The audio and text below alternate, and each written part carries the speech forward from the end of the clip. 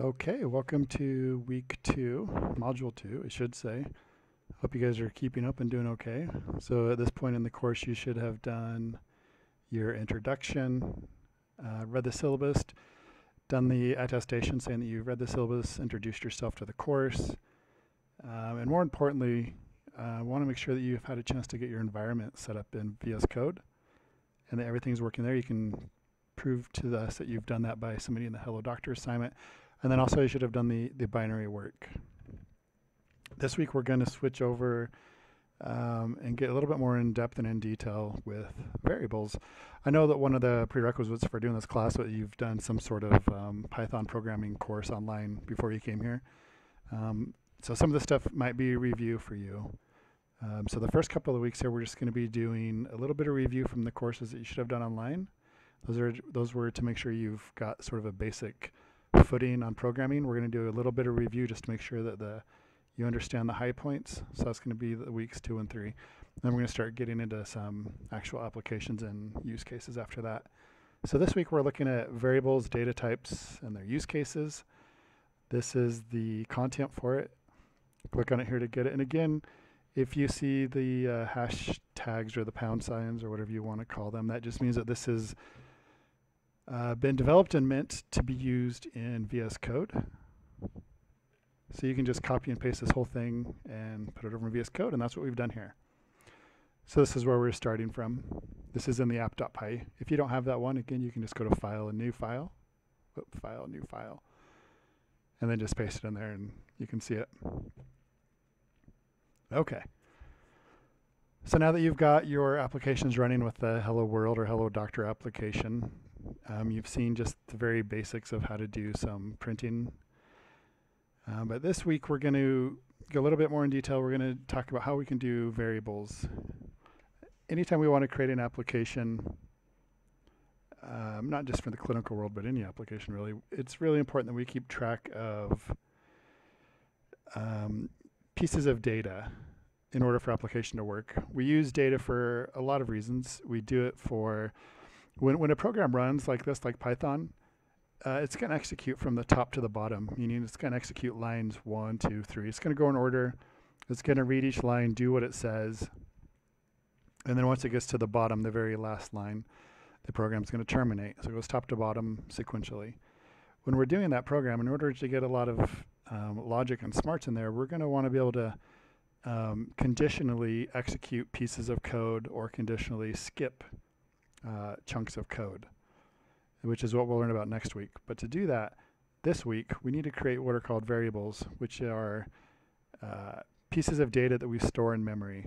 And with that stuff in memory, we can then start to build upon our logic and have our application do interesting things. Think about, for example, in the hospital setting for a patient. We would want to bring in patients, and if, for example, if we read in a particular patient, or if a doctor's opened a particular patient's record, if we see that this patient is a female, we may want to do a different set of things than if this patient is a male, or likewise if they're an adult, meaning they're over 18, or if they're younger than 18, if they're a child. So certain things that you want to do in certain cases. And so to do that, we got to read the data and do things with that data. Typically, it's going to be read from a database. At Intermountain Healthcare and other large organizations, you're going to have, you can either read from EDWs, which are enterprise data warehouses, which is historical longitudinal sort of data, or you can go to the CDR, the clinical data repository, which is sort of operational day-to-day current data for the patient. And any other way, you're going to want to read that data, and then your application is going to respond to it. So to do that, we're going to create variables in our program, things that we want to store in memory and that we want our application to keep track of. So we're just starting right here with the variables definition. I'm going to move these up out of the way for a second. Okay. So to create a variable, it's really simple. And all a variable is it's a label that we give for our human readable people. Since we're not computers, we want to give something nice and easy to remember that the computer can reference in memory for an address. So for example, when the computer is storing when the computer is storing memory, it puts it in either hexadecimal or binary registers. So it might be something like 5AC3F G2, something like that.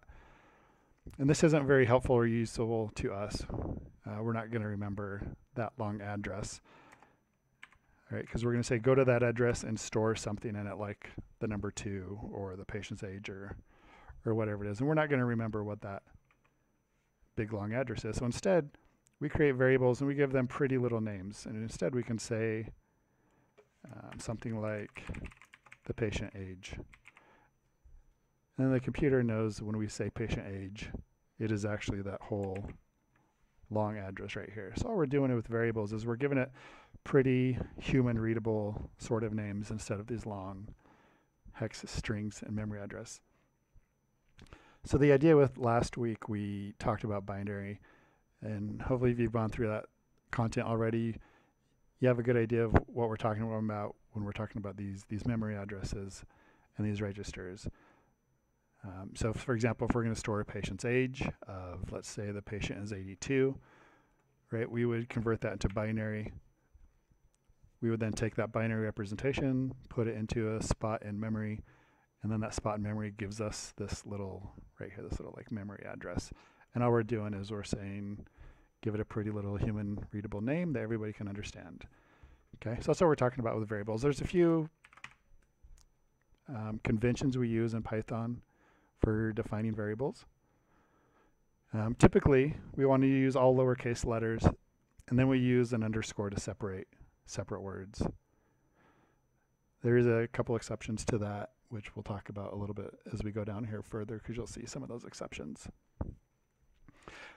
And then the final thing to know about variables is there's going to be a single equal sign. So we're saying create a pretty name or create a spot in memory that we're going to call patient name, and we're going to set it equal to whatever's on the right-hand side of it. So we're going to say take this string of Chad Hodge, we're going to set it equal to this memory address. And that's it. Pretty simple. So the main point here is you take what's on the right, you store it what's on the left. And I'm stressing that, I guess, a little bit because my wife was also taking a Python tutorial class the other week, and she had it the exact opposite. Let me just show you. And she came to me asking why it wasn't working. So she had it like this. And I guess if you've never done any computer programming, that seems the same, right? Because all we're doing is we're setting them equal to each other. What's the big deal? But it does matter a lot. So you just have to make sure the memory address is on the left and the thing you're storing it to is on the right, just in case that comes up for you. So let me run this right here. We can run it up to here. I'm going to put a breakpoint. If you haven't seen this yet, then on the left-hand side of your Python, you can hit a breakpoint. These are these little red dots right there.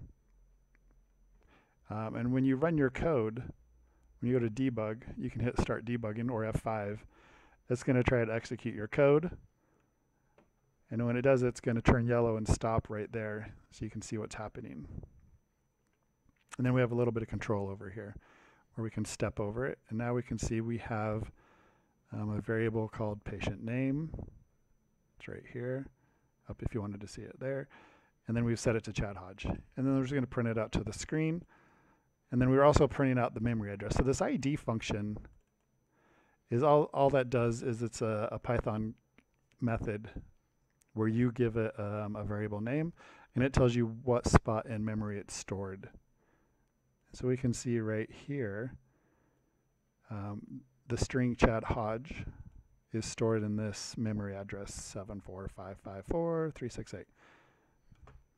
Okay, so we've done it. We've created our first variable, and we've successfully printed it and shown the location of it.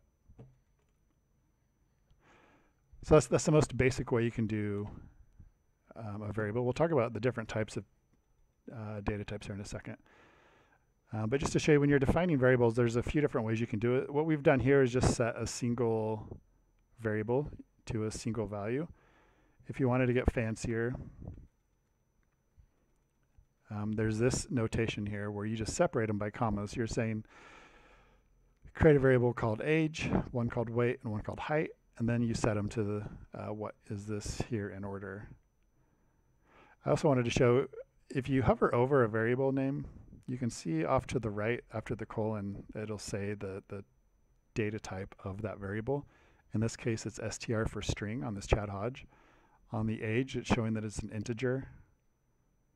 These are all 3 integers. I could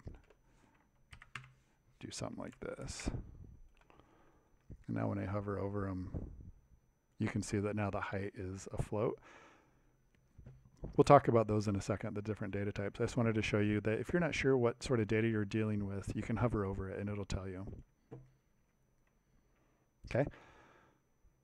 So it's really a matter of preference, I guess, at this point. I put these 2 here. So we have the age, weight, height equals these 3 on a single line, or you can break them out and put them on their own separate lines. It's honestly the same thing. It's just a matter of personal preference. Some people like doing this for saving lines of code. I personally like the longer, more verbose way. I think it's a lot easier to read and to figure out what's going on later if I need to change something, but there's no wrong way to do it. Just showing you that you have options. And the third option you can do in Python is you can set multiple values, or you can initialize, I should say, multiple values to the same number or value by doing this sort of thing. So we're saying age is going to be the same thing as birth month, and then they're both going to be to 7, right? So we have a 7-year-old born in July. If that happens to be the case, it seems pretty random that would happen, but we're setting both of these things at the same time to the number 7. So those are a few examples of how you can set up a variable. Okay, so now that we understand that we give a variable a name and it's just a memory address, and then we can set initial value to it, now we can start talking about what is actually going to go in those spots. What's going to go in those memory addresses? Get rid of that breakpoint here. Okay, so if you have done any programming before, I don't think many in this class have. But there's a few different ways that you can do typing in programming languages. There's dynamic typing and static typing.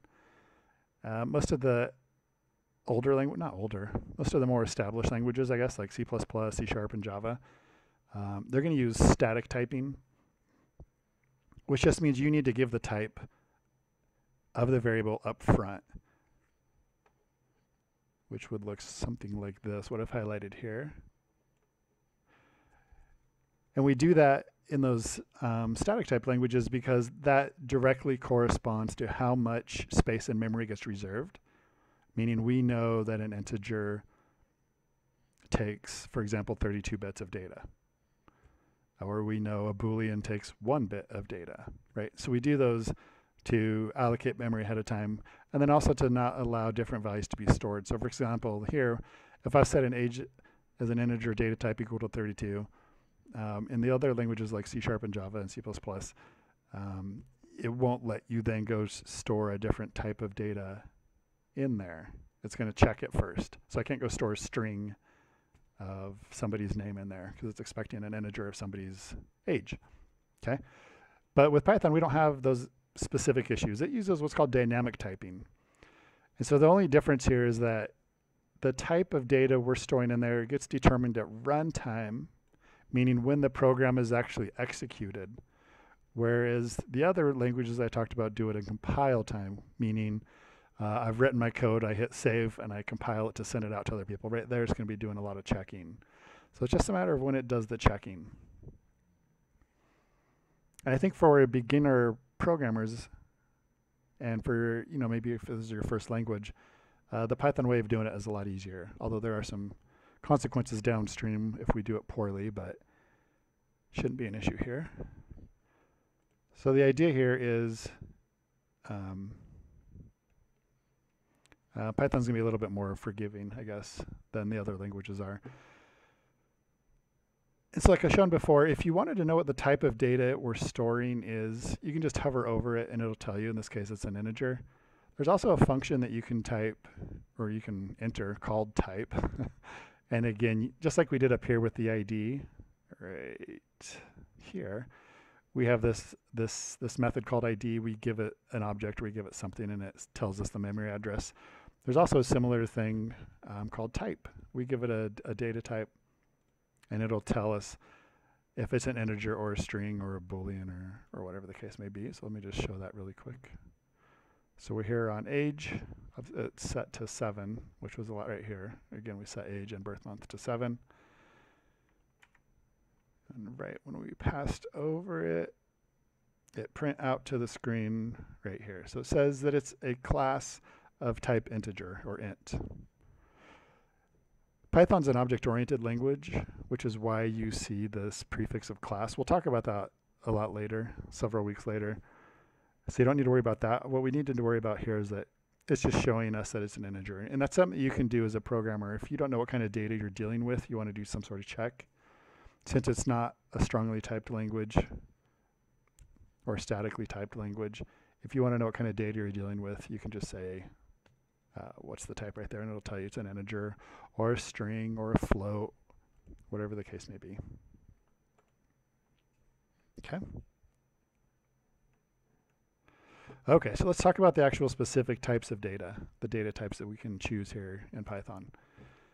So the main one, the most common one, is integer. That's mainly the ones we've seen so far. Integers are whole numbers, meaning we have no fractions. So it's things like 1, 2, 3, 4, 5, or whatever, 10 million. There's the floating point type, which allows us to have decimals or precision or remainders, I guess. So floating points would be things like 3.14. It's that 0.14. If we want to be able to do that point, whatever, we have to do a floating point data type. And I wanted to talk a little bit about, as a programmer, you need to understand with your data types, and again, with the binary lecture we had last week, that we need to understand how much memory can be allocated. And those other languages I've talked about, C++ and C# and Java, they do have actual limits. An integer in Java, for example, is set at 32 bits, which means you can store whatever number can go into 32 bits. Happens to be about 4.2 billion, roughly. Or you can do a 64-bit, which is double that. It's like 9 billion something. Python's a little bit different. Python has no max value for your integers, meaning it'll take up all the memory your computer has on it to store a single number if you need it to. And that's pretty interesting.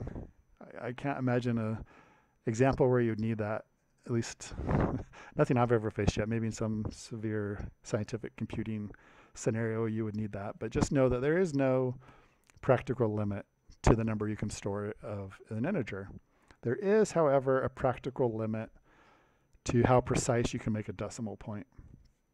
I actually had to go do a little bit of research on this because I didn't know what it was. I knew there was one, but it is in scientific notation here, 1.79 and then 308 zeros off to the right. I don't even know how big that decimal is there, but it's an absurd amount of precision.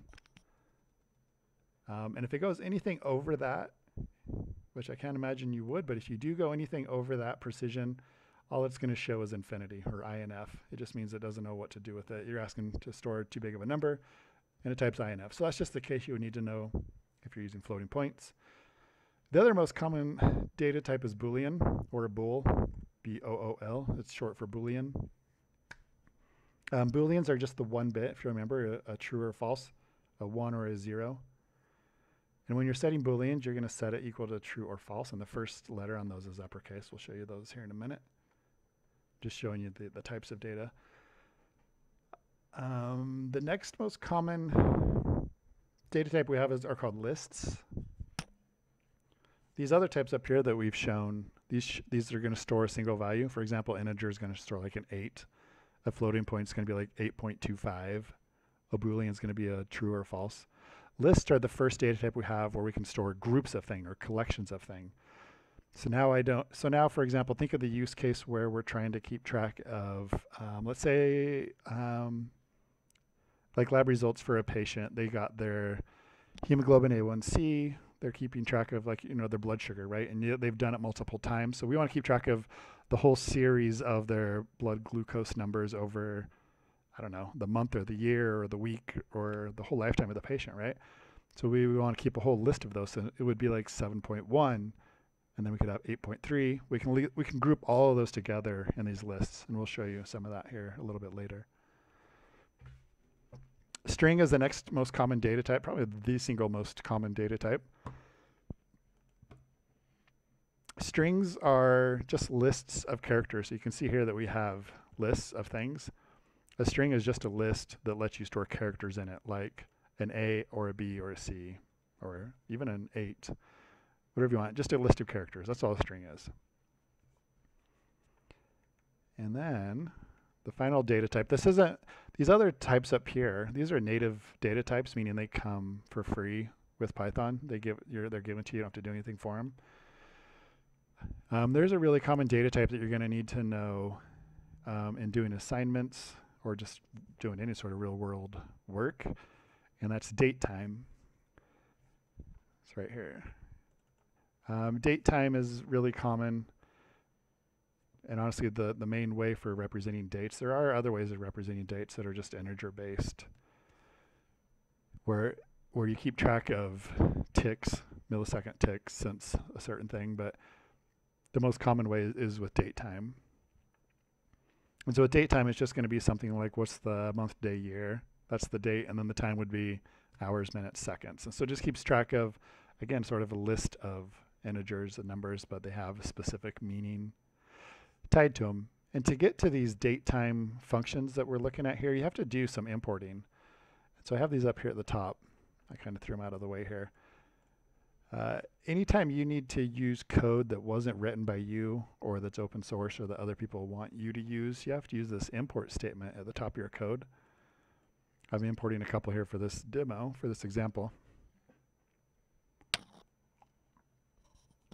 So this one here is just, we're importing date time. There's also, we're importing math. But the idea here is with import, and don't get too hung up on it, but we're going to go grab another chunk of code, bring it in, and then we have access to it in our code.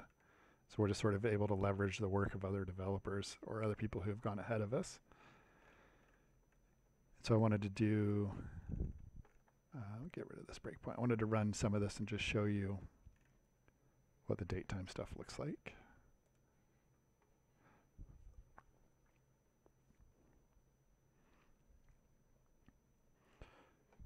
Right here.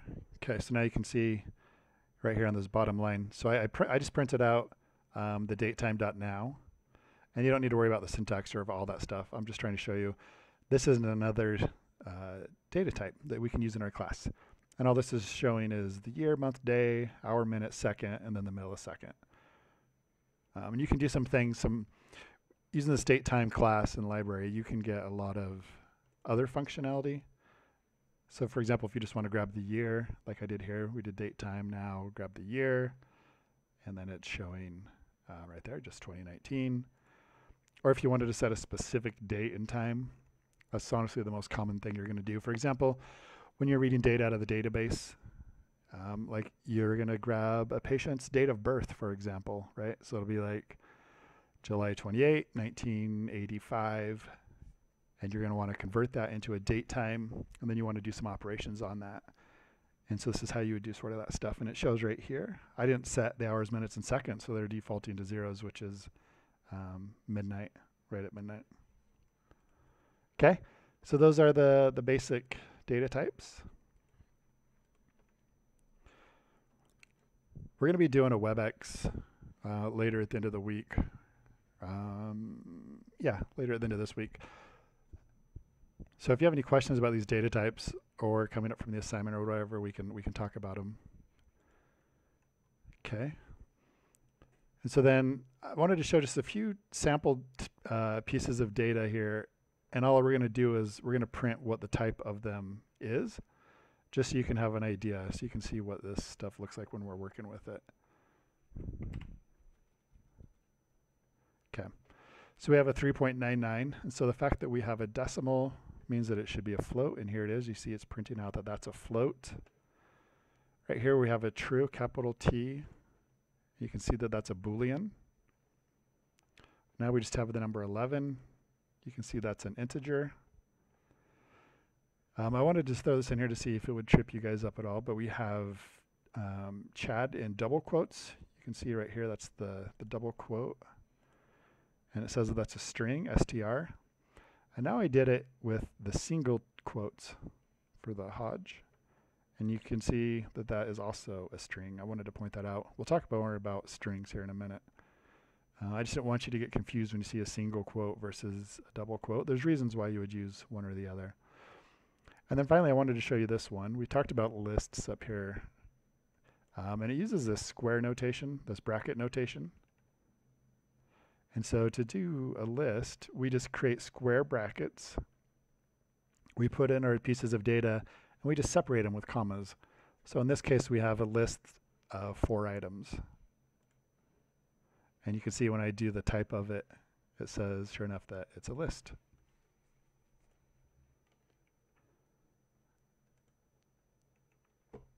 Okay. So those are the basic types of data. Pretty simple, hopefully. Okay. And so now, since Python is dynamically typed and not statically typed like other languages, I wanted to run this by you just to point this out to you to see what you guys think might happen. I know we're not there in person, but just sort of think about it in your mind. So we set a variable called age. It says it's an integer when I hover over it. I'm setting the number 20 to it. Now I've got the same variable, meaning the same address, and it's being set to a string of Chad Hodge. And so now I'm curious, what do you guys think this is going to output? And then also, what do you think the type is going to be? Just type that out here. So we're going from 2 different types, a number to a string. So number one, or the first question is, will this even work? Is this allowed? Can we switch in Python? Other languages will not let this happen, right? So C# and Java and C++ will not go for this at all. They would have all sorts of errors right now going on. So we're going to see, what do you think will actually print? Is it going to be the 20, or is it going to be the Chad Hodge, or is it going to be nothing? Is it going to just be an error? And then what type is it? So let's just run our code really quick and see what happens.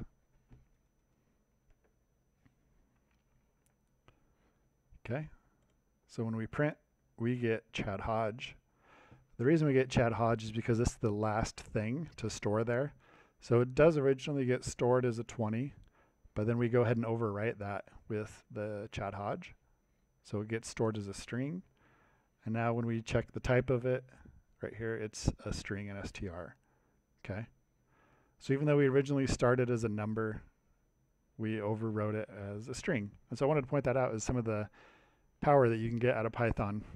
And that's one of the main things that makes it pretty powerful for new programmers who have never done this before. No other language I've programmed in would allow that to happen. So I was just pointing this out to you. It's pretty interesting. There are things that we can do to sort of stop this thing from happening. If we want to set age to be 20 and we want it to only be numbers and not have it overwritten, there are a couple of things we can do. And I don't know if this interests you. You can fast forward if it doesn't, but you can give what's called a hint right here. You can hit this colon, and then you just give the data type to it. This is going to be a hint. So we're going to say patient age should be an integer. We're going to store it to 21. And then if I try to store a string over it, it would have an issue with that.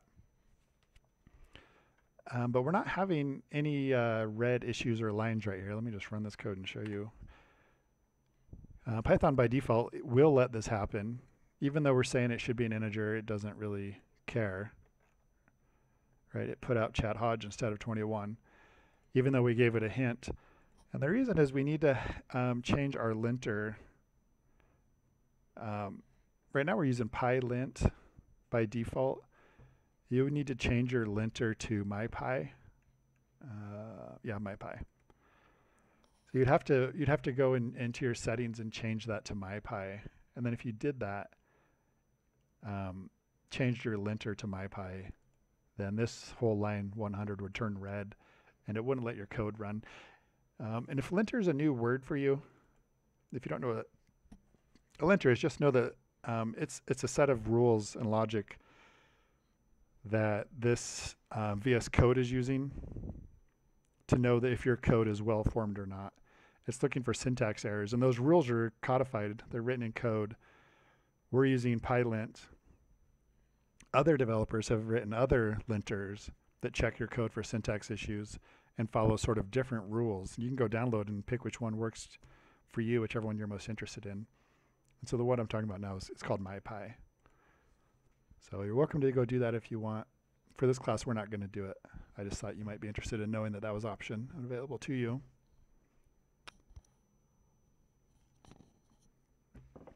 Okay. So one more thing before we jump into some more interesting things here is sort of hearkening back to the binary lecture we had last module. We have this concept with our variables of mutable versus immutable, means it can be changed or it can't be changed. That's all we're talking about here. And the native types that we get, the ints, the floats, the strings, the booleans, those are immutable, meaning they can't be changed. And when we say they can't be changed, we don't mean the value can't be changed. You can overwrite the value that's in the memory address all the time. What we're saying is anytime you make a change to a variable that is one of these data types, the compiler doesn't go back to that same memory address and change it. Instead, what it does is it creates a whole new block of memory at a whole new address and stores a whole different value into it because it doesn't let you change what's there. Instead, it just creates a new memory address going forward, which might seem a little bit wasteful and a bit of overhead, but it's not. Mainly because it has to do with, this is a little bit tangential to what this class is about, but when you store memory, there's something called the stack or the heap. Stack is for small pieces of data, like 32 bits or less, and you can have a bunch of them. But the heap is where you store big, large, complicated objects. And so it has to do with where we're storing the memory. There's different protocols for this.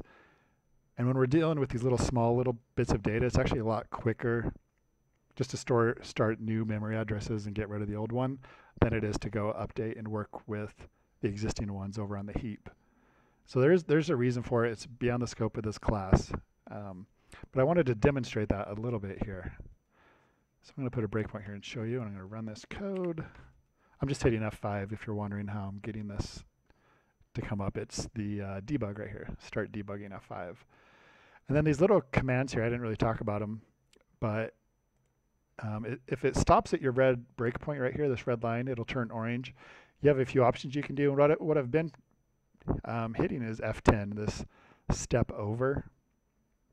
There are other options. Once we get to objects and methods, these other ones will matter. So just for right now, just know I'm just hitting F10 on my keyboard or clicking it up here. And then when you're done running the code, you can just stop it. That's what the red square is. Just in case you see stuff happening and then you don't know what I'm pressing on my keyboard. Okay, so we're creating an integer. Oops, sorry. Let's jump down to this one. There we go. Okay, so we've created a spot in memory called height. It's going to be an integer, and we have the number 174 stored in there. And I'm printing out the memory address right here just so you can see. So we have the number 174, and it is stored in this memory address right here. And we've given it a pretty human name of height. Okay, and then to demonstrate this idea that it's not mutable, it's immutable, I'm going to go ahead and change the value in that memory address by just adding 1 to it.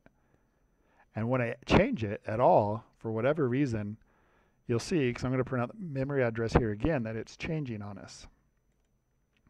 Okay, so now height is 175 instead of the original 174 because we added 1 to it. And now if I show you the memory address, it's going to be completely different, right? Like these last numbers are different. So what we did was we started with this memory address. As soon as we changed it, it just sort of discarded that memory address. It ignored it. And now we're using this one. So that's what we're talking about when we mean immutable. And if you're worried that this memory is just going to be sitting here being vacant or unused for a while and sort of eating up your memory, that is a good concern to have, right? Because we're saying we allocated this block of memory, but now we're using a different block. So what's happening to that old one, right? Nothing's using it anymore. And so if you're thinking that, you're on the right track, and it's a good thought to have. But most modern languages have what's called garbage collection. There's a process that runs in the background with Python or C# or C++ or Java or whatever. It's called garbage collection. And it's looking to see, they're keeping track of a list of all the memory addresses that are being used right here. You can see here on the left, these are all the things that it's keeping track of. Right, so here's the one we're talking about, height at 175. It knows that that's being used. And then it can go through its list and say, oh, nobody's using this thing because it's not in my list up here. So it's going to go and garbage collect it, meaning it's going to go ahead and delete it, delete the value, free up that memory address all on its own. We don't have to do anything. So that memory won't be wasted, I guess is the point. Okay, so those were using height. Those are immutable types. I wanted to show you the difference with mutable type, something that can be changed. And again, these can be changed because of the way they're stored. These are complex objects. This is a list right here. You can tell by the square brackets and the commas. Since this is a list, you can tell, or if you can't tell, you can do what I'm about to show you here to tell that this is a mutable object. It's going to be stored on the heap. Different rules apply to it, so we can reuse the same memory addresses. Okay, so we went ahead and created something in memory called heights. And you can see right here it has the values 174, 179, and 181. And it's showing you this here in sort of a key fashion. This is a dictionary fashion, it's called, with the 0 spot being 174, the first spot 179, the second is 181. And there's a length of 3, meaning there's 3 items in this list. And now if I print the memory address, it's right here, 73542472. Now I'm going to go ahead and change that. Right? I'm going to go change this list that has a length of 3. I'm going to go add an item to it. I'm adding this 183 score to it. Now when I look at lists, this new value's there, and we have a length of 4. Right? So it got bigger. But when I look at the memory address, it didn't change. There's different rules that apply to these sort of these mutable objects. And we're able to keep that address, and we don't need to go change it. If you want to know more about mutable versus immutable, you can go Google that to your heart's content, or you can ask a question when we meet on WebEx or whatever. But for the most part, I imagine you probably don't really care. I'm just explaining to you data types and variables, and this is tying back into our binary class we had last week. Okay, so that's those things. And now we're going to move on really quickly to what can we do with these, right? So we've got these variables, we got some numbers or some booleans or some strings or whatever. What the heck can we do with them? Why do we want to keep track of them in the first place? Okay, so more than likely you're going to want to do something interesting with your data, right? Say for example, you get somebody's age in years, right? Or in months, let's say. That's probably more interesting. Let's say you get someone's age in months. This happens a lot. I do a lot of software for the NICU, the Neonatal Intensive Care Unit. And we get kids' age not in years or even months sometimes. We get them in weeks, right? So if I get a 4-week-old baby, I got to convert that to do stuff, right? So if I want to look them up on the growth chart for the CDC or the WHO, and I want to know what, growth percentile they're in, right? So let's say I have a 4-week-old baby and he's at, I don't know, like 20 grams. I don't even know the right number. He's at like 3 kilograms. I want to figure out what his percentile is of growth, right? Is he in the 50th percentile? Is he in the 3rd percentile or whatever? Okay, but the CDC and the WHO don't deal with weeks. They deal with months and years, depending on where we're looking at. So I got to do some conversions to get it from the weeks into the months or into the years, right? Because depending on who we're dealing with, they're going to deal in years more than likely. There's another set of growth curves, which is again tangential, but they're called the Fenton and the Olsen ones, and they do deal in weeks and months. But we just have to know what we're dealing with. We got to do some operations with our data, right? So let's talk about what we can do with these variables now that we've got it. This kind of goes to the NICU. This was the example I was thinking of, I think, when I wrote this. we have this idea in the NICU of gestational age, meaning how many weeks were you gestating before you were born, and are you a premature child or whatever is what we're using these things for. Okay, so let's say we have a gestational age of 32. We know in our mind that means weeks. Right here. So say we have that and we want to do some sort of operation to it. Now that we have numbers, here's the operations we can do with the numbers. So when I say numbers, I'm talking about the integers, the whole numbers, or the floats, the decimal numbers. So I'm only showing integers here, I guess, but just know that this also works on the float. So I'm just set a variable and I'm printing it out. But here's what you can do. You can add numbers to it, right? So 32 plus 2. I can subtract numbers from it. I can multiply those two numbers together. I can divide those numbers together, or sorry, divide those numbers, not together. That's the single slash. I'll show you these. I'll run them in a minute to show you what they do. There's the double divide. This is just talking about dividing them and just keeping the whole number portion. There's a percent sign. This is really commonly used, actually. It's the modulus is what the percent sign stands for, is modulus. So if you think back to, I don't know, algebra, even before algebra, the modulus is when you divide two numbers, what's the remainder? So the modulus is the remainder. I'll show you that in a second. The double times, the double multiplication sign here, right? Because you see we have the single. The double is for powers. We're taking one number, raising it to the power of another number. So let me just run this really quick so you can see what's happening.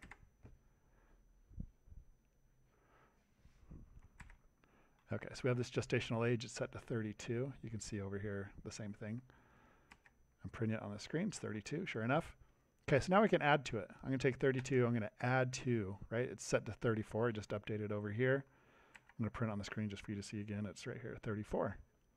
Makes sense, right? Numbers do this. Should be no big deal. Now we're saying it's 32 minus 1, which should be 31. And right there, we updated it to 31. 32 times 3, updated it to 96. On the screen is 96. Okay, here's the division. The first division, this one is the floating point.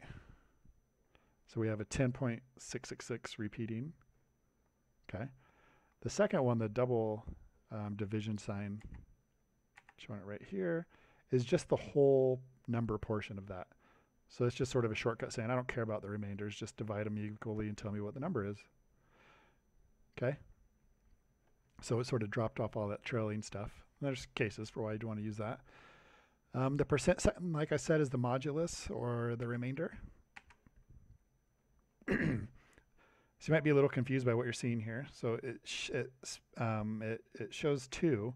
It's not showing 0.66.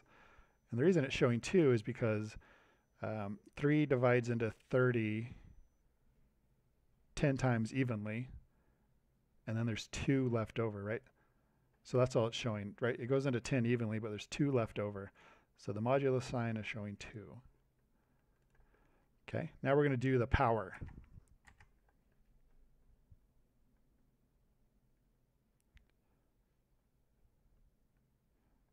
I'm a little, hang on.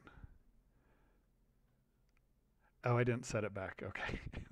That was really confusing me because I was expecting it to be 32 raised, squared, but I never started at 32. It's left over from up here. Remember, we just did the modulus on it, so 32 mod 3.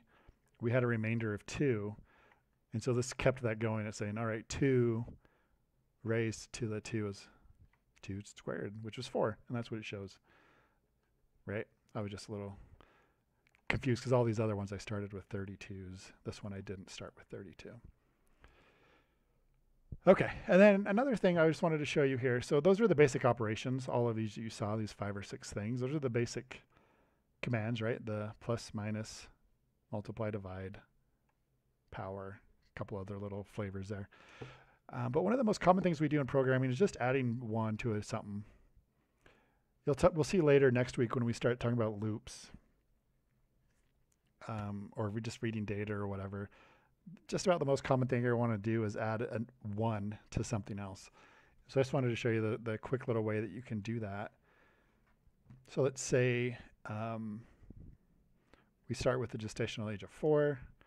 All we do is we say add 1 to it. So we say go back to this memory address, or go to this memory address, add 1 to it, and store it back in that memory address. So that should be 5, which it is, right? So we go there, we say there was a 4 in there, we added 1 to it, and now it's a 5. And I put that out on the screen just so you can see. And there's a shorthand notation to that, which is this plus equals. So you take whatever memory address or variable is here, plus equals 1 to it. And it's going to do the same thing. So we go to that memory address, it's 5. We're going to add 1 to it and store it back. And sure enough, it's going to be 6. And by the way, this plus equal shorthand, you can use for all of these up here, right? You can use it for this plus, for this minus. You can do minus equals, times equal, divide equal, whatever, mod equal. You can do that all. I just showed you the plus, but just know you can do it for the others. Hopefully that makes sense. Those are the main operations you can do with numbers. Or at least, you know, the built-in obvious ones. There's a whole other library I wanted to show you way up here on the very top. I imported another class called math. And again, there's so many of these other libraries and things you can import. I just wanted to show you. But math is a really common one to use in Python. Let's get rid of that. Get rid of that. So for example, I'm using this thing called round. So I'm setting a variable here called pi. You'll notice here that I have pi on all uppercase. If you're not aware of just some of the coding standards and practices in Python and other languages, the variables we created before were all lowercase. Anytime you want to create something that's a constant, meaning something that should not change, you want to make it all uppercase. And since we know that pi is a constant to some degree, since I'm doing some rounding here, just notice that I've made it all capitalized as pi instead of all lowercase pi. And that's just sort of a cue to you as a developer to know this is a constant. And so there's some functions we can do here. There's like rounding, which will just give you the whole number of 3, or the absolute value, which would just, again, get rid of the negative sign right there. There's also the floor. There's a whole bunch out there. I can show you. When we're importing a library, it's going to be an object, which we haven't talked about yet, so I don't expect you to know. But to access it, this sort of class, you hit the dot after it, this period. This is called dot notation. I don't know if I mentioned that anywhere. But it's called dot notation, and then it shows you your choices here, right? So we go to the math library, we hit the dot, and it shows you all the things that we have access to in that library. So for example, I can go math dot exponent if I wanted, floor, that's what I showed you right here. Greatest common denominator, whatever the case may be. You can do a log. You can go see what all your choices are. I'm not going to go through them all, but you can start to do some stuff like that. Oops. And then you just give it a number. What's the square root of 81? The answer is 9. Oops. Type that up. I want to print. Oh my gosh. Terrible. All right. So anyways, it's not going to run that code because I didn't save it. But you can see it went through and did all these operations here. You might have noticed it skipped over this line of code that I wrote. And that's because I didn't save it. And since I'm already running it, it hasn't been compiled. So I didn't know what to do with it. It just stepped over it. Okay. All right, so those are things we can do with numbers, integers, and floats. Now let's talk about things we can do with strings. Strings are going to be by far the most common thing you're going to work with your data. Any string here is going to be anything you don't want to do math on. Anything you don't want to do a plus or a minus or any sort of, arithmetic operation on, you're going to want to be a string. Honestly, that's for memory reasons, that's for processing reasons, but more than likely it's because you don't really care what you do with it, right? You don't need to do anything with a string of Chad Hodge like you would of, you know, someone's date of birth or someone's age. And so string is sort of going to be sort of the default go-to thing. And all a string is, it's a sequence of characters. It's actually a list of characters. You saw the other data type we had up there was a list. It's a list of single characters. That's what makes up a string. So let's look at that.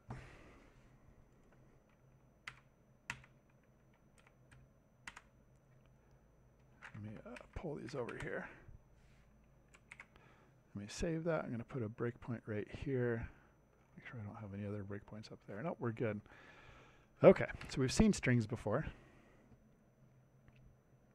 This is just the double quotes. We put in our values in there.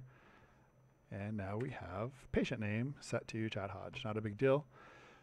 Something that you might want to do with a string is figure out how many characters are in here. To do that, there's a built-in function here called len, or length. It's shortened for length. You just put it here between these parentheses, and it'll spit out the number, right? So 10. There's 10 characters in here. It's counting the space, right? So 5 plus 4 letters, and then the space is 10. Okay, so if you want to figure out how many characters are in a string, you can do that. But since a string is a list, you can do some of the same sort of list operations to it. Meaning you can use the square bracket notation on it that we were seeing up there earlier with the lists. And just know, if you're not familiar with lists, that we, or honestly anything in computer science, we start with a 0. Everything starts with 0. The first item in a list is not 1. The first item in a list is 0. Okay, so I'm saying, so when you see something like this, we're saying, go to this string, this memory address of Chad, or sorry, this memory address of patient name. And then these square brackets are saying, go find the first character in that string, in that list of characters. And so we did that, and it's printed it out here, and it's just an uppercase C. You can see right here on the console. And now you should be able to guess. If I'm saying go grab the 5th, really means the 6th.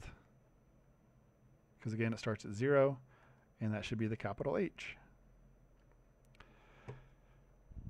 Python, again, is pretty interesting. Every other language I've used, like Java and C# and C++, all this stuff is pretty standard.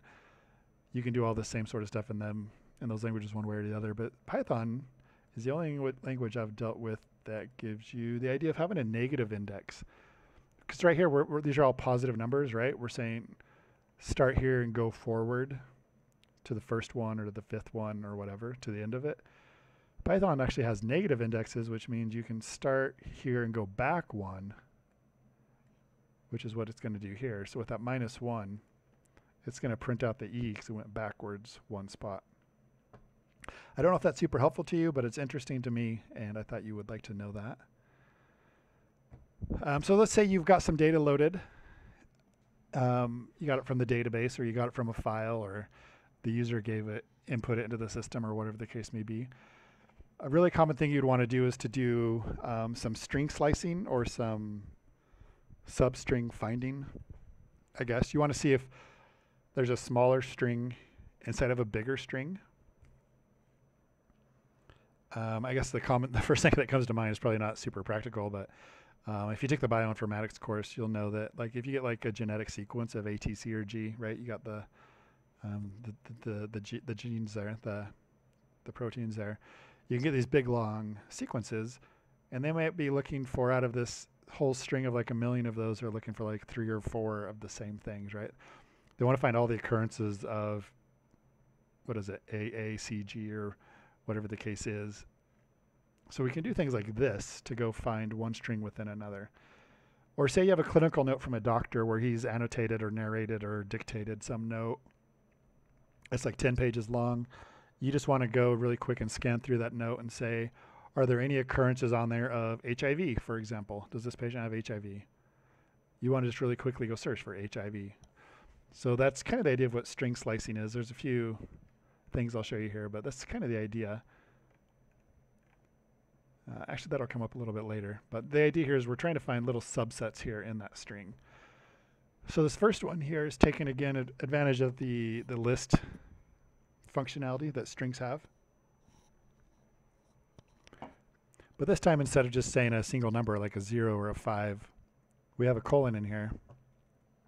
And there's two numbers. We're saying go to that string, start here at this spot, the first spot, end here at that spot. So we're going to go grab a substring. And it's not inclusive. It's actually exclusive if you're into that whole thing. So even though I'm saying start at 0 and go to the fourth position, which would be 5, it's not bringing over the white space because it's not inclusive of that 4, it's exclusive of that 4. So we're stopping before we get to that 4, if that's confusing. Okay, so that's the way we can go grab a little piece of that string. And you can see right here it put out just the word Chad because I said go grab from the start up to the next 4 spots. And this is actually, it can be pretty useful if you want to like go from one spot till the end of the string or from the beginning till the end or whatever the case may be. So here's just a couple of other random examples. And I did these ones omitting some of the variables just to show you that Python's smart enough to know if I don't put a number in there, it's going to default something in there for me. In this case, it's going to put in a 0 in this case. So it's going to have the same result. It's going to put out Chad. Because even though I didn't put a number in there, it's just going to default the 0 in there. So it's going to be the same thing as line 198. This one's a little bit different. It's saying I'm going to start at position 5, and I don't tell it when to stop. So it's just going to read all the way to the end of the line and stop. So if I don't put a number there, it's just going to do the whole line. And so if I did 5:nothing, it brings out my last name, Hodge. So that might be something that's interesting to you. Let me look ahead really quick. Yeah, okay. So the part I was talking about with the finding is going to come a little bit later. It's way down here on 258. So we'll come back to that, the finding concept. So let's show you some other things you can do with strings. There's this idea of strings called escape sequences. This has to do, there's certain characters that are reserved or mean special things. And if you want to use them, you can. You just need to know how to work with them. And that's what the escape sequences are for. Okay, so let me just print these out and show you. So we set up a string called insurance company. I set it to select health, first thing that came to my mind. But you can see here that it's got double quotes, right, at the start and the end of it. So the question is, what if you want your string to also have a double quote in it, right? Either just around one word or both. Right, you could do something like that or that. The point is you want to either have health in double quotes or you want just whatever. And so you can see when I do this, it's not looking super happy with me. In fact, when I save that and I hover over, you can see these little red squigglies. This might be the first time you've seen these red squigglies. That just means you got a problem. That means our linter has found an issue with our code. And it's saying our variable name insurance company, which is a string, has invalid syntax. Right? And it's saying on line 208 of our code, which it is, right? It's line 208. And it's our PyLinter. It found this syntax error, and it's not going to let our code run until we fix it. And syntax error is a pretty generic, common thing. Doesn't mean a ton until you've like had some experience with it. But you can kind of look over here and sort of see that this health looks a little weird. It's a different color. It's white when it should be this orangish salmon color. So it's going to be happy when I do something like this right there. Then if I save it, the red line is going to go away. It's fine, but that doesn't solve our problem, right? We want to get our double quotes in there. Okay. So the question is, how do we do that? We can do that a couple different ways. We have a couple solutions. Let me get rid of that now. We can either, and this is why string has these two quotes available. You can either use the single quote or the double quote. And so as long as we balance them and we have the proper number of them, we can just switch them out. We can go single quotes on the outside, and then we have double quotes on the inside. Or we can switch that. We can have double quotes on the outside and then single quotes on the inside. Those are fine. The point here is we don't have an unequal number and an imbalanced number. And that's what we're solving by switching to the single or double. You can see kind of what we're doing here. The other option we have is there's something called a triple quote. Triple quotes are what we use for multiple lines in our code, which I'll talk about here in a minute. I think I do, but triple quotes are for if you want to have a big block of text that spans multiple lines and you sort of want the line feed in there. That's what the triple quotes are for. But using that triple quotes, it allows us to keep our normal quotes in there. And again, it has to do with the balancing of them. Okay, so these are all the options we have to sort of fix that issue. Or the other option, and this is what the whole little section here was about, was escape sequences. And this is pretty standard in all the languages I've ever used, is since the quote, the double quote, and the single quote are reserved characters that mean something, we have to have a way to tell the compiler to treat it differently so that we can display it in our screen. And there's a special escape sequence, and to do that, we just sort of prefix it with a backslash. And so you can see here, I'll just take these out and redo them. Right, so we started out with select health. We want to put in our double quote here. It's not liking that one bit. You can see it turned white. So all we got to do is put a backslash in front of it. You can see it turned yellow at that point instead of the sort of salmon-y color. And then we can put another one at the end if we want, and then we'll end it. So this backslash double quote is just the escape sequence that lets us do that in our code. So let me run all of these really quick just to show you. No other breakpoints, get rid of that one. Okay, so here we are, we're setting up Select Health. So our insurance company here is Select Health, and this works fine because we have the single quotes on the outside with the double quotes on the inside. We hover over it, or I'll just print it to the screen, you can see. So here we have the double quotes around health, and that's what we wanted. So that solved it. We can do this one where we alternate. We put the double quotes on the outside and the single quotes on the inside, print it out. That kind of solves it, right? We have the single quotes instead of the double quotes, but it's, we get the same general idea. And then we have the triple quotes. Triple quotes on the outside, single quotes on the inside, and that solves it, right? We have the double quotes. But here's the escape sequence version. And this is the preferred version in a case like this. You can start to get really tricky when you have big blobs of data. Say, for example, you're reading in some sort of clinical note from a doctor that's like 10 pages of text.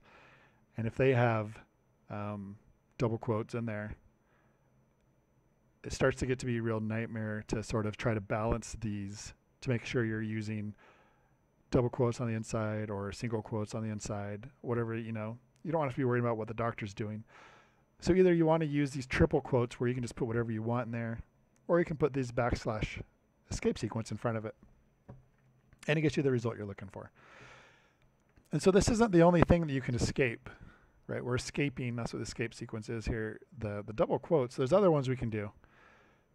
Say, for example, we actually want to insert a backslash. You can see that backslash is a reserved character, so we just do double backslashes. And then this is what we would do for a single quote, a double quote, which is one we just did. There's a couple of more interesting ones. These aren't escape sequences so much as they're inserting some metadata into our text for us. We can start a new line with the backslash in, or we can insert a tab, which is basically 4 spaces with the backslash T. So it's pretty interesting. So let me show you. I put together a string here that has all of those in it. This has all of the escape sequences in there. Let's see if it actually works. Oh my gosh, it does. So we're saying Chad Hodge is 6 foot 4 inches, start a new line, do a tab, put a slash, a backslash, true, start a new line, do a tab false. And the idea here was I was trying to present like a true or false question. Chad Hodge is 6'4", true or false? And I put the slash in front of the answer. In fact, that is true. That is how tall I am. But you can see how easily that was to do with just these escape sequences. And there are a few others you can do. I didn't include them all here. Not a big deal. I did want to show you, you can do with the triple quotes. Oops.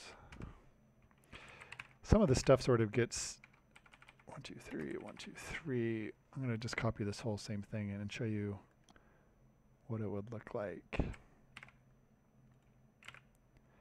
So now we can say Chad Hodge is 6'4". So this new line, I'm going to start a new line. All I got to do on the triple quote is I hit enter. And then I hit enter. And I don't even need these tabs. And I can line these up like that. Get like that. Okay. Let's see if this works for us. It might not. Just checking it really quick. Oh, yeah. I do need it for that one. We'll just get rid of it altogether, try to line it up. Okay. It was complaining about this. I'm trying to line them up. Let's see how that works. Put a breakpoint here, and we will run this bad boy. Not that. This. Okay. Did it work? Yeah. So the same thing. Slightly different in terms of spacing on the true and false, but that's because I did that here manually. It's over a little bit. Same idea here, though. So just know that you have some ways to work with the strings. Quite a bit of ways. Strings, just like numbers, you can actually do addition to them. But the addition does something different, right? When we saw the gestational age, we said 32 plus 1. When we do that, it knows 32 is the number, 1 is the number. It knows how to compute that to make 33. Strings, if we do an addition to it, it doesn't try to do any logic. It doesn't try to add things together. Instead, it does what's called concatenation, which is programming speak for it just smashes these two things together. It takes what's on the left, what's on the right, and just crams them together. So I wanted to show you an example here. Right? So I set up a few variables that might come into play if you're working at a hospital or a healthcare company or an insurance agent or whatever. Right, so we got the insurance company. I set it again to select health. The insurance plan, select Med Plus. That's what I got. Insurance group. I have no idea. I just made this up. Some group and some policy number. I don't know. And again, these are common things you're going to see right in the workplace. And so then I'm creating a new variable called the full insurance information. And all I'm doing is I'm taking these variables up here from above and I'm adding them together, and I'm putting a space in between them. That's what I'm saying.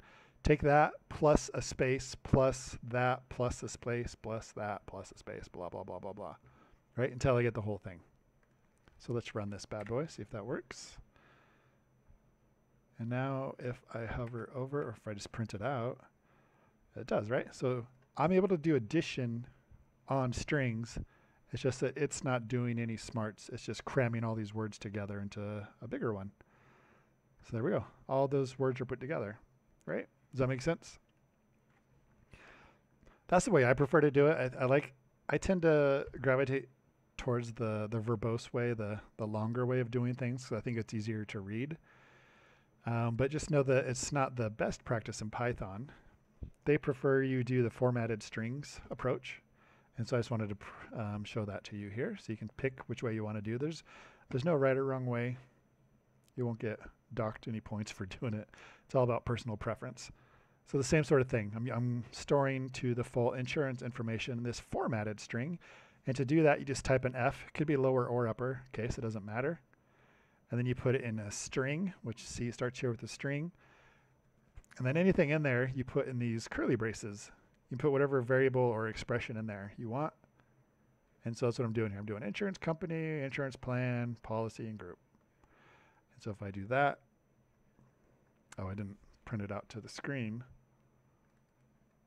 But if I just hover over it, you can see it did the same thing. Here, I can show you.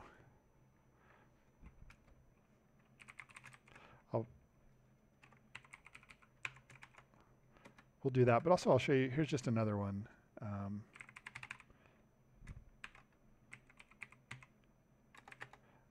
So I'll just create a formatted string for you. So we start with an F, and we do these double quotes just like that. And you can see that F turned blue, meaning it's going to do something now. And within there, we do these curly braces, and we can do whatever we want to it. I was doing the insurance stuff. I can do other stuff like patient age. We could also do just honestly any expression, not 2 equals. We could do 2 plus 2 if we wanted.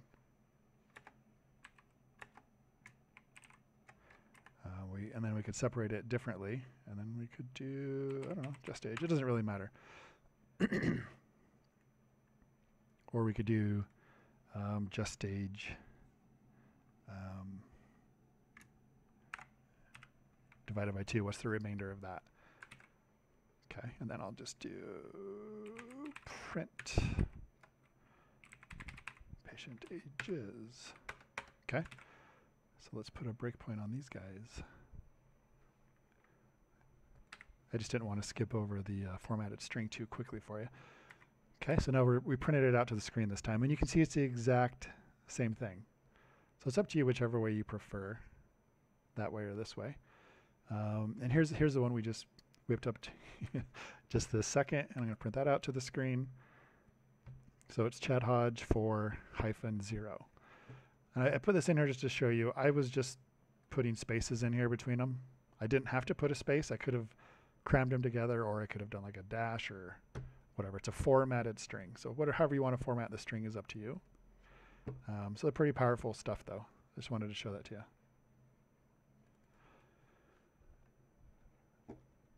Okay, and so strings have a whole bunch of stuff that they can do, right? Just like we saw in the math library, the math.pow or floor or absolute or whatever.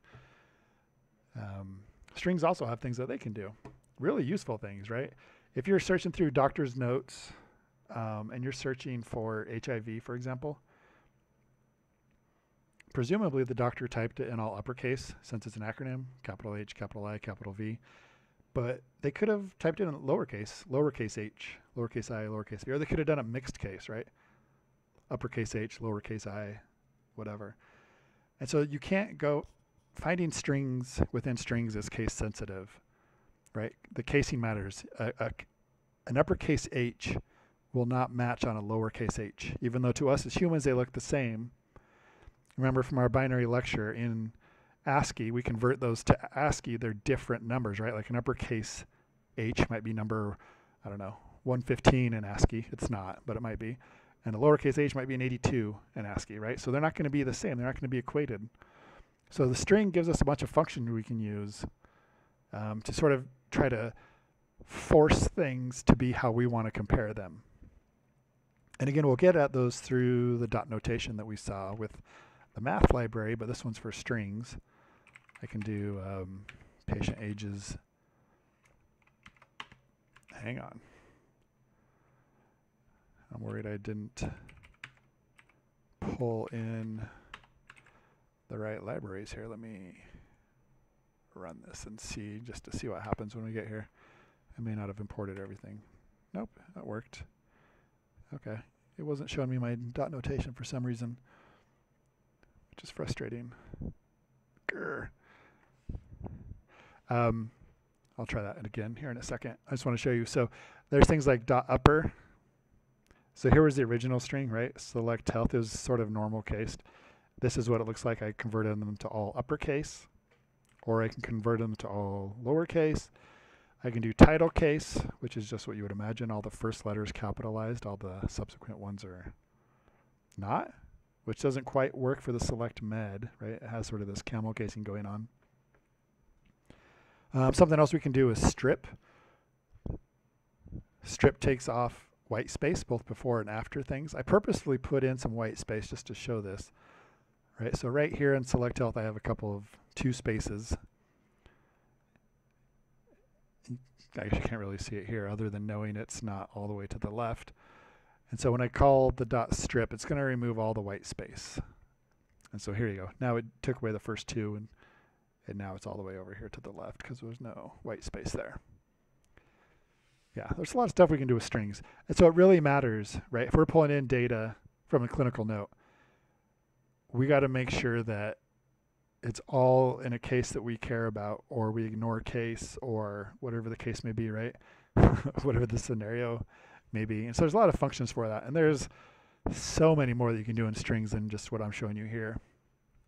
For example, the find. This is what I was trying to talk about earlier. Trying to find one substring within a bigger string, like that HIV, for example. Right? If I'm doing find on med with a capital M, it'll probably find it, right? Because it's right here. But if I did it with a lowercase m, it wouldn't find it, and I'll show you that here in a second. Okay, so I'm taking the full insurance information, and I'm going to go find and see if it has med in it. And if it does, using this find method at least, it's going to return us the index of where that is. And you can start to see how that starts to, these methods can start chaining on one another. They start building on top of one another, right? So I can go look in that insurance information and find med. It found it and told us it starts at spot 22 in that list of characters in that string. And you saw before we had the method where we can go find all the other letters after it with the this sort of notation, right? So now I can go say, find my full insurance information, start at 22, and go to whatever, right? You can start to see how these things start building upon each other. The output of one method is going to be the input to another method. And so putting all these things together is how we work with data. We'll talk about it in subsequent modules, but this is how algorithms and logic work in computers, right? The order of things matter. We want to come up with a set of instructions or rules in how we process our data, right? So the first thing we got to do is what? We got to convert them to be a similar case. Then we want to get rid of all the stuff that we don't care about. Then we want to go do finds for the things we do care about. We want to see where they start, go see what sort of data is around it, maybe before or after it. You can see what I'm talking about. We're starting to build this stuff up. And that's basically the whole point of programming with big data and with Python and all the stuff that we're doing, right? We want to prepare our data and we want to make it useful for analytics, right? You're starting to see some of that work together, and we'll definitely do a lot more of that in this course. Okay, so we found that med was in here. Now I'm going to do the same thing. I'm going to do a find for Intermountain, and it returned a -1, which is probably seems weird to you, but that's what it returns if there's nothing found. So either it's going to return a positive integer, wherever it's at, for the position, or it's going to return a -1, meaning it couldn't find Intermountain. And sure enough, if you look in the string that we're searching right here, there is no Intermountain. Let me just show you, like I said, I was going to do this one right here. So casing does matter. Let me just switch the breakpoint down here, get rid of that. Okay, let's run this again. Okay, so we found med with a capital M at 22. We found med with a lowercase m nowhere, right? We got that -1 again. And we got the -1 again, right? So casing matters. If you're, you got to prepare the data and you got to know what you're expecting, right? So we did it. Another way we can do it, this is my way. Again, I prefer the verbose way. But you can go do this sort of notation is just going to, instead of returning you the number of either a -1 or a positive integer, you could do this sort of thing, saying, go tell me if med is in this string. And all it's going to return you in this case is a Boolean. In this case, it returned true, right? We know that there's a capital M-E-D. And it's true, yeah. It says, yep, it's in there. That's all it said. So it depends on what your use case is, right? You might have a whole list of clinical documents for thousands or millions of patients. and you just want to do a quick glance, is HIV in there? And if so, you want to sort of save that document. And if not, you might want to discard it and move on to the next one, right? Something simple like that. So you have the option. The last thing I'm going to talk about for strings, and again, there's so much more to strings than just this. Strings are the workhorse of programming for sure. But these are all the useful things I thought that you would want to know right away. For strings, you can also do a replace, which is just what it sounds like. You go find any instances, not just the first one, but all of the instances of this, and you want to replace it with that. That's all we're talking about. And, oh, did I do a print? Yeah, I did. Okay.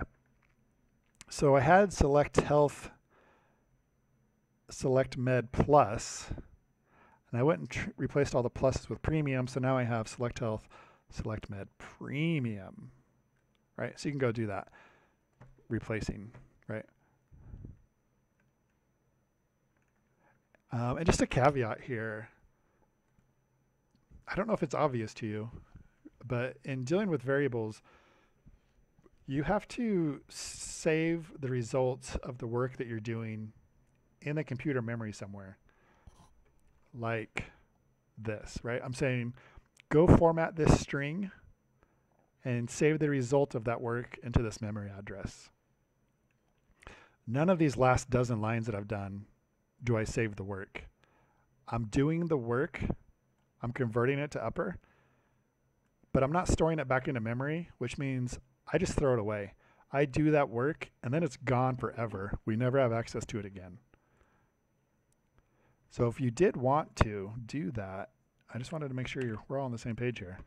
You would have to say that is equal to that. And then you could just print this, because this has the result of your work in it. So I just wanted to make sure. I mean, more than likely you'd want to do something like this to make it a little bit clearer. Okay, so this is saying go do this work, convert it, do all the work it takes to convert your string to upper, store the result of that work in this memory address, and then I'm going to go print whatever's in that memory address. Whereas what I've done on all these is I just did the work and I threw it away. I'm not storing it in memory anywhere. So I wanted to make sure that we're all clear about that. Even though I did this replace and this find and stuff, I'm doing the work and the effort, but I don't save it, right? So for example, if I were to do, so even after this, right? So I said, go to the full insurance information, replace the plus with the premium. If I were to actually print that, it's not gonna have the premium in it. I just wanted to make sure that that's obvious to you guys. That's kind of the whole point of this week's lecture, is how are we dealing with memory and data types and variables. Okay, so I did it the replace, and if I print it out, it's back, right? So it did the work, it put it into premium, I put it out on the screen, but when I actually show what's in the address, it goes back to the plus. That's because I never stored the results. If I want to store the results of the work, I got to do it.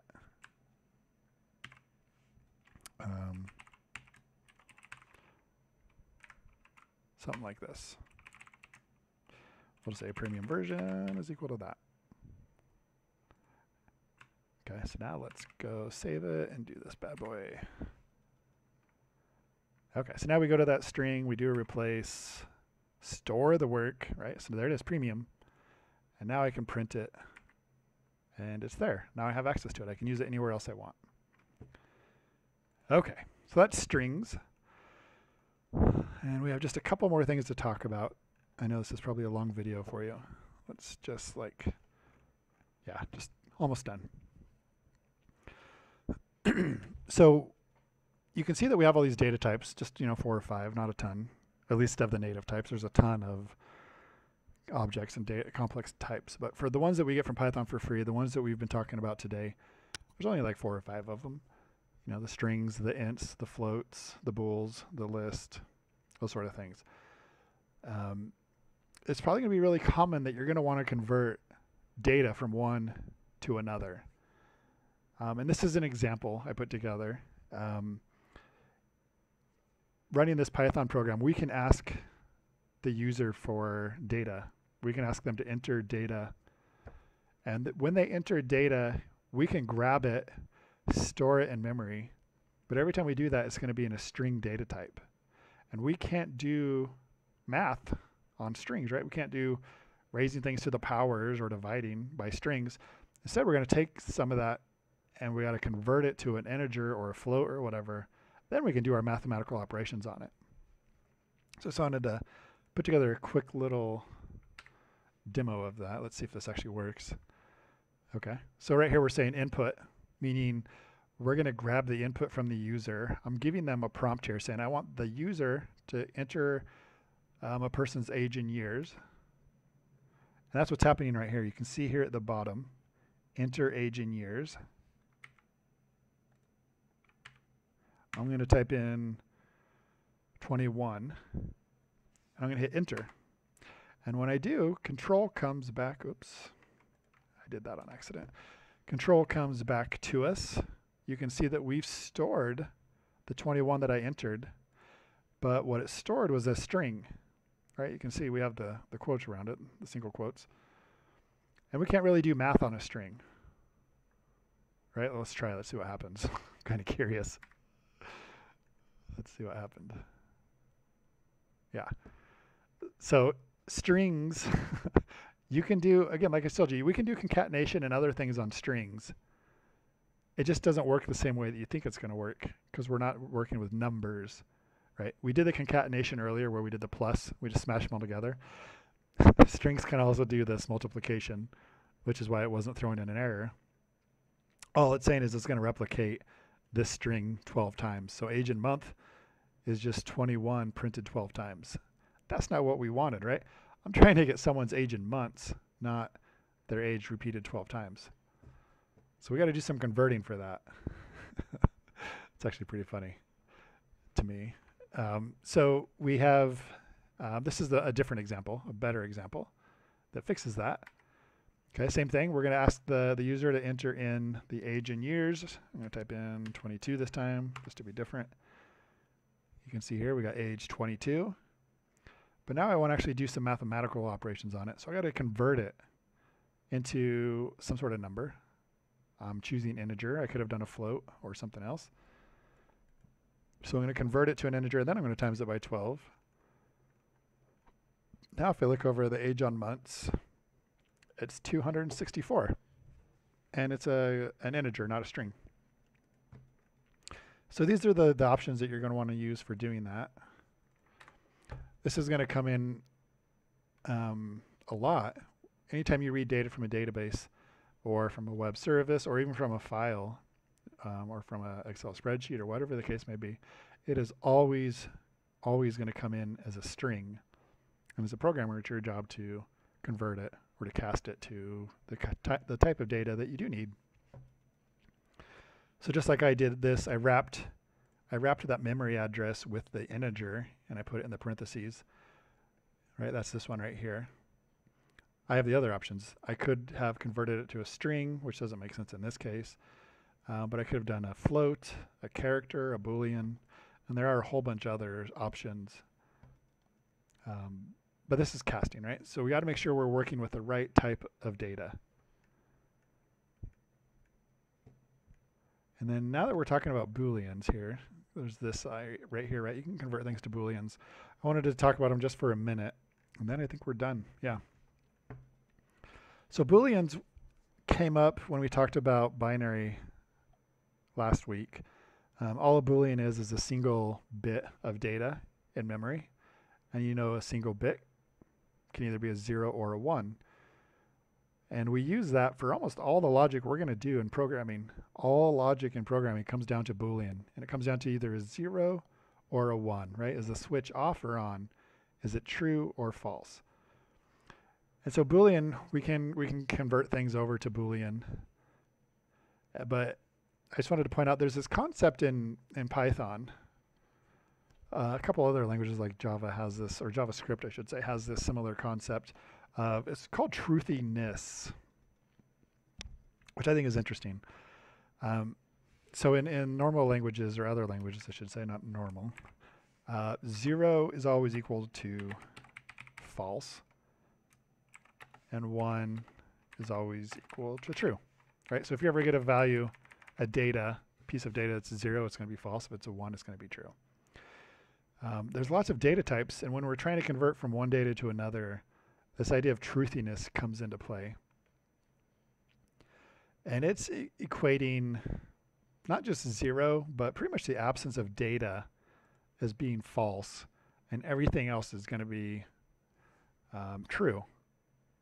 And so I wanted to point this out. If you're ever doing any Boolean conversions, you need to know this. So if you're working with a string, and your string is empty, like this right here, there's nothing in between there, it's an empty string, and you try to convert that into a Boolean, this is always going to come out as false. So an empty string is going to be false. A 0 is going to be false, which is what we would expect. An empty list is also going to be false, or an empty object, which we will talk about in a couple of weeks. Those are all going to be false. I'll show you those in a second. And basically everything else is going to be converted to true. So I actually haven't ran this. Let's see if this works. It's actually line 326 I've never ran before. I just put it in there a second ago, so let's see if it works. Oh, yeah. Hang on, we gotta get past this stuff. Okay. So we have an empty string. We're trying to convert it to a Boolean, and then I'm just printing it onto the screen. So empty string converted to a Boolean is a false, just like I said. A 0 is also, when converted to a Boolean, a false. Likewise with an empty array. Likewise with an empty object, which is what we're talking about here with none.